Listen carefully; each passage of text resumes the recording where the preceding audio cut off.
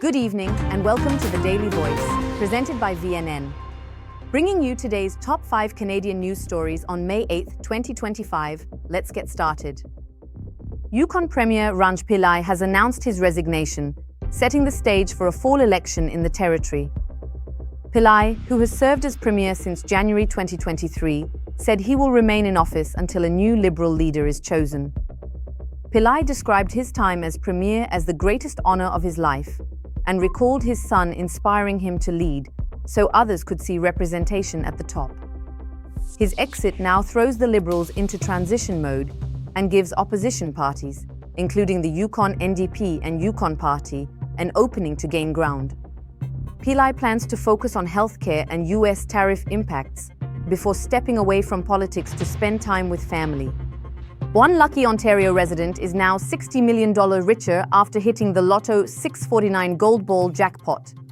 The winning ticket was purchased online at olg.ca and the winner has already been notified by email. In addition to the grand prize, 2 other tickets scored $100,000 encore wins, and over 439,000 tickets in Ontario claimed smaller prizes. OLG is urging players to check their accounts and emails, as many may not yet know they've won. This marks one of the biggest online lottery payouts in the province's history. The Ford government is preparing legislation that will expand zoning powers to speed up housing near transit lines. The new act would allow Ontario's infrastructure minister to issue ministers' zoning orders, bypassing local planning rules for faster construction. The move aims to accelerate housing delivery in transit-oriented communities. Critics say the bill weakens local authority and could lead to unchecked development, especially after recent Greenbelt controversies. The government argues it's a necessary step to address housing shortages and align construction with transit investment. As tariffs from the Trump administration hit Canadian industries, Prime Minister Mark Carney is leaning on the CUSMA trade agreement as the best tool to resolve tensions.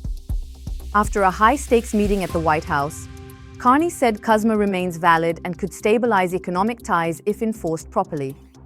Business leaders agree, calling on Ottawa to use the agreement to streamline trade, protect Canadian exports, and even convene a trilateral summit with Mexico and the U.S. at this summer's G7.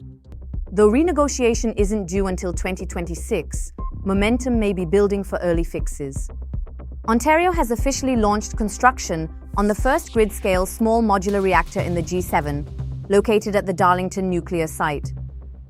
The reactor will power 1.2 million homes, create 18,000 jobs, and contribute $500 million annually to Ontario's economy.